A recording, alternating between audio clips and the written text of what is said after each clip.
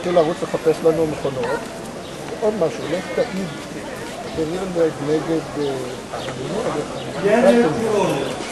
גם של הימלר. לך תעיד נגדו, ספר את מה שהוא עשה. הוא היה אחראי על סביבת היהודים, מטעם ה-SS. וכדי להביא את בכר, סך הכל רצה להתחבר ולהזכיר את עצמו. לבוא ולצאת לעשות את כל הדברים האלה, צריך לתת לו משהו.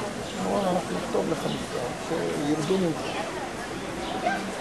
הוא היה בעצם מעין עד מדינה שם, ביקשו ממנו לבוא ולהעיד נגד מי שהיה ממונה עליו, שהוא ידע להגיד עליו מה שהוא ידע להגיד. הוא אמר, בזכות העדות הזאת, שקלסנר הביא את בכר את אותו קלטנבורגר, הציעו להורג בגלל הקשיים נגד היהודים. אז בעצם יש לנו בזכות קלסנר,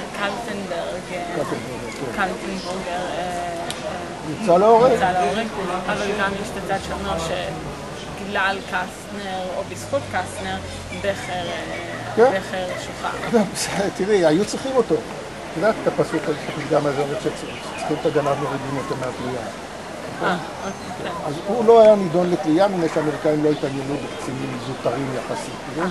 עניינו אותם הימלר, גרינג, אייכמן גם כזה. הוא היה בידיהם, הם שחררו אותו. לא, אם לא קלסנר היה משוגע עליו, ומשגע את כל העולם, שיבואו, לא ידעו מי את אייכמן. הוא היה כזה שקט, רק מי שנקדש איתו, גם הוא. אבל הוא הציע את הפתרון הסופי. הוא ביצע. הוא היה מבצע, הארכי מאסטר של הביצוע, של הארגון, של המשלוחים, של האיסוף, כל זה, כן.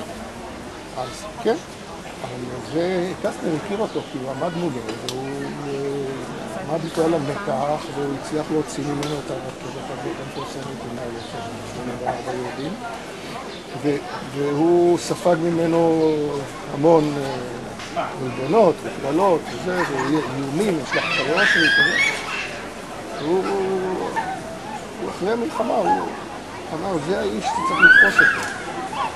הוא היה דומי, לא הכיר. ואכן, אז התחילו לחפש אחריו, ולשאול איפה, מה, עד שמצא לעצמו את הדרך בדרום אמריקה, עברו 5 שנים, הוא הסתובב בשטח, בגרמניה. וזהו. עכשיו,